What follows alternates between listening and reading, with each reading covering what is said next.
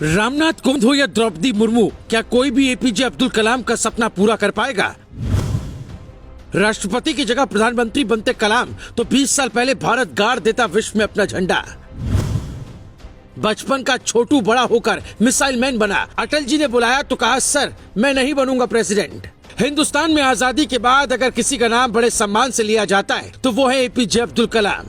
राष्ट्रपति की जगह अगर वो भारत के प्रधानमंत्री होते तो आज भारत कई साल आगे होता। पूर्व राष्ट्रपति डॉक्टर कलाम प्रधानमंत्री होते तो क्या होता, बताएं उसके पहले सुनिए उनका वो किस्सा जो ना तो कोविंद पूरा कर पाएंगे ना कोई और। कहते हैं इंसान पैदा एक बार होता लेकिन मरता बार बार है। लेकिन किसी ने क्या खूब कहा है, मरो भी तो एक बार, दुनिया जिंदगी भर याद रखेगी। अटल बिहारी वाजपेयी ने जीवन में जो अच्छे काम किए उनमें से एक अच्छा काम है कलाम साहब को राष्ट्रपति बनाना। एक मिनट के लिए सोचिए, अगर कलाम पैदा ही ना हुए होते तो हिंदुस्तान कैसा होता। जब देश के राष्ट्रपति एपीजे अब्दुल कलाम बने थे उस वक्त पंडित नेहरू, इंदिरा गांधी और राजीव जैसे ताकतवर नेता प्रधानमंत्री बन चुके थे। लेकिन भारत का एक सपना अधूरा था। भारत चीन से युद्ध हार चुका था और ये बात कलाम साहब को कभी हजम नहीं होती थी। इसलिए मछली पकड़ने वाला बच्चा वैज्ञानिक बनकर भारत के लिए कुछ करना चाहता था। और यहीं से शुरू होती है कहानी एक छोटू की अजर अमर बनने की। जन्म तमिलनाडु के गरीब परिवार में हुआ। पिता नाव चलाते थे तो कलाम साहब मछली पकड़ते रहते थे।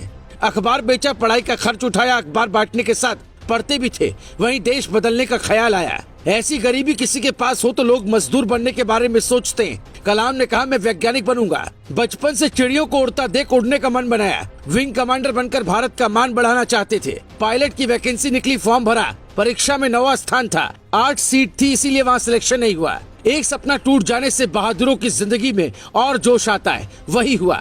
एक दिन की बात है, कलाम की डीआरडीओ में सरकारी नौकरी लग गई, लेकिन कुछ सीखने को नहीं मिला तो नौकरी छोड़ दी।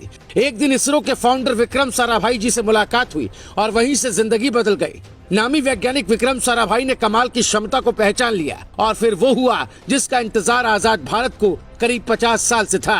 विक्रम साराभाई ने तबादला इसरो में किया और यहीं से बन गए कलाम, मिसाइल मैन कलाम। अब उनके सामने 2 लक्ष्य थे। पहला भारत का सफल परमाणु परीक्षण, दूसरा अमेरिका को ये बताना कि नया भारत कितना ताकतवर है। साल 1962 में कलाम पहली बार इसरो पहुंचे।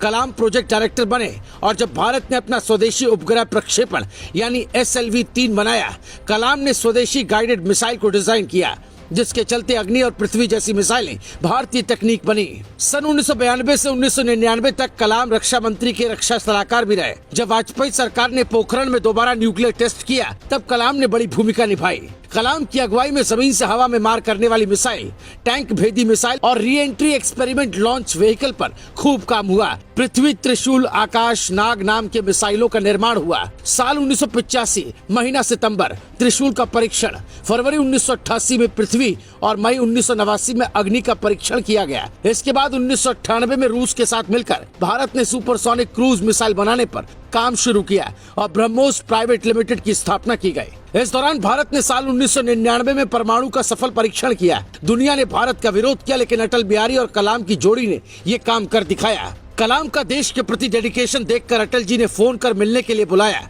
और कहा, आपको राष्ट्रपति बनना है। ये सुनते ही वो चौंक गए और कहा, मैं नहीं बन पाऊंगा।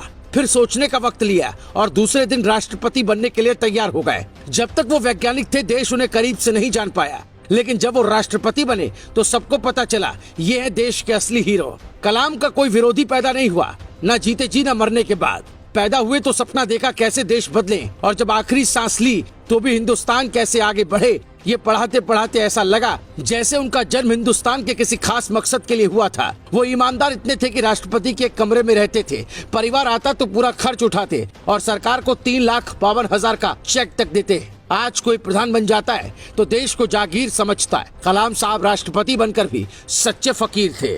Bureau report, global Bharat TV.